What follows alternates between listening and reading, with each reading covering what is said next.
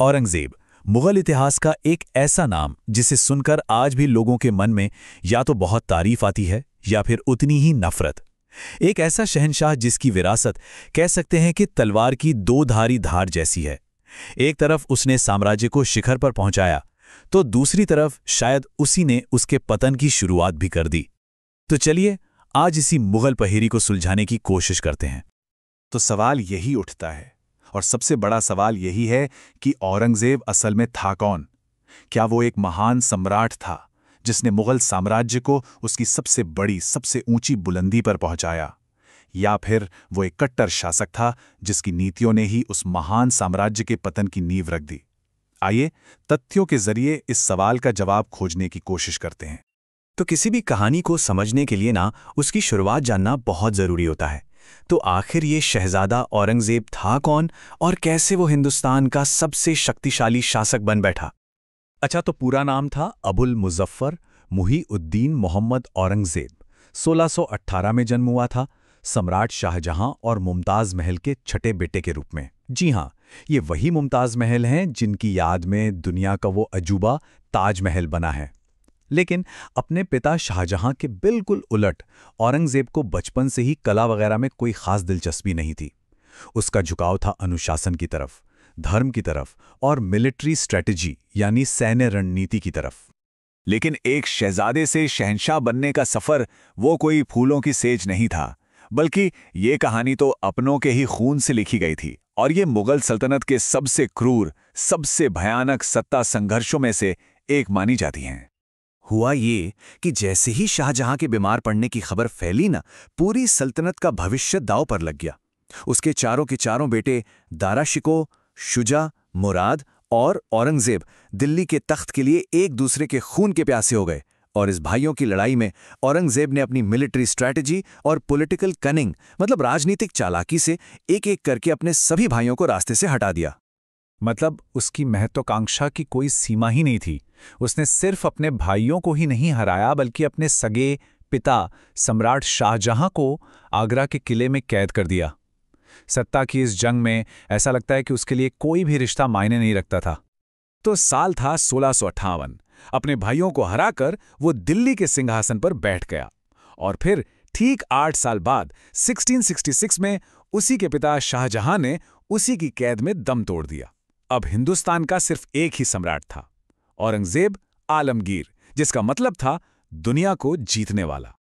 और बस यहीं से शुरू होता है उसका लगभग 50 साल लंबा शासन। एक ऐसा दौर जो कॉन्ट्रडिक्शंस यानी विरोधाभासों और लगातार चलने वाली लड़ाइयों से भरा हुआ था। 50 साल, सोचिए जरा, आधी सदी। मुगल इतिहास में यह सबसे लंबा शासनकाल था। इसका मतलब ये हुआ कि हिंदुस्तान की लगभग 2 पीढ़ियों ने सिर्फ एक ही बादशाह का राज देखा।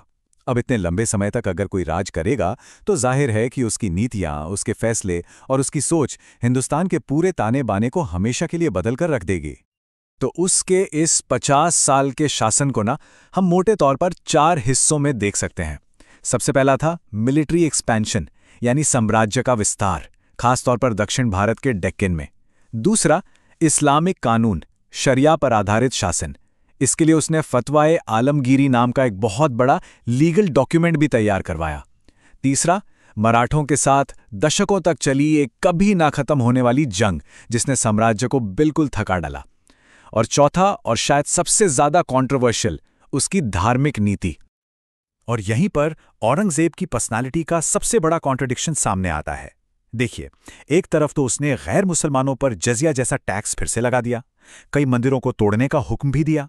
लेकिन दूसरी ही तरफ उसी के एडमिनिस्ट्रेशन में सबसे ऊंची पोस्ट पर राजा जयसिंह जैसे ताकतवर हिंदू मनसबदार थे, मतलब सेनापति और गवर्नर। तो ये क्या दिखाता है? ये दिखाता है कि वो एक कट्टर शासक तो था, पर साथ ही वो एक बहुत चालाक पॉलिटिशियन भी था, जो ये जानता था कि इतने बड़े साम्राज्य को अकेले नहीं चलाया जा सकता, सहयोग तो चाहिए ही होगा। अब देखिए, जिस इंसान ने अपनी पूरी जिंदगी सत्ता और साम्राज्य के नाम कर दी, उस शक्तिशाली सम्राट का अंत बड़ा ही सादा और सच कहूं तो चौंकाने वाला था। उसकी मौत उसकी जिंदगी की शान और शौकत का बिल्कुल उल्टा आईना थी। उसने अपनी वसीयत में लिखा था कि उसके अंतिम संस्कार पर शाही खजाने से एक पैसा भी खर्च नहीं किया जाना चाहिए। जरा सोचिए, जिस सम्राट ने करोड़ों का खजाना संभाला, वह अपनी कब्र के लिए पैसे कैसे जमा कर रहा था? खुद टोपियां सिलकर और कुरान की नकल करके। यही चीज उसकी पर्सनल रिलीजियस बिलीव्स और उसकी पब्लिक इमेज के बीच का गहरा अंतर दिखाती है। ये जो दो मकबरे हैं ना, ये असल में दो विचारधाराओं की कहानी कहते हैं। एक तरफ है उसके पिता शाहजहां का शानदार ताजमहल, जो मुगल शान शौकत की पहचान है, और दूसरी तरफ औरंगजेब की अपनी कब्र, खुलदाबाद में एक खुली कच्ची मिट्टी की बिल्कुल साधारण सी जगह। मतलब एक बादशाह ने अपनी विरासत संगमरमर में लिखवाई, तो दूसरे ने अपनी विरासत सादगी में। तो सवाल यह है कि आखिर में औरंगजेब अपने पीछे छोड़कर क्या गया? एक बहुत बड़ा साम्राज्य या फिर एक खोखली नींव? चलिए उसकी विरासत पर एक नजर डालते हैं। औरंगजेब की विरासत को समझना एक दो-धारी तलवार पर चलने जैसा है।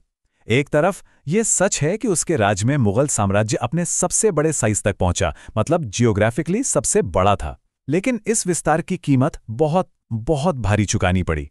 दशकों तक चली लड़ाइयों ने शाही खजाना बिल्कुल खाली कर दिया। उसकी कठोर धार्मिक नीतियों ने समाज में ऐसी दरारें पैदा की जो कभी भर नहीं पाईं। तो नतीजा क्या हुआ?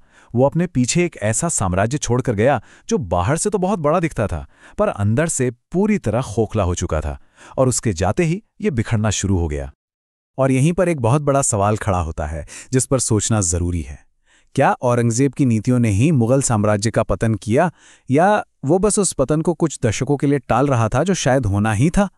देखिए, इतिहास हमें साफ साफ जवाब नहीं देता, लेकिन हाँ, ये हमें सोचने के लिए बेहतरीन सवाल जरूर देता है।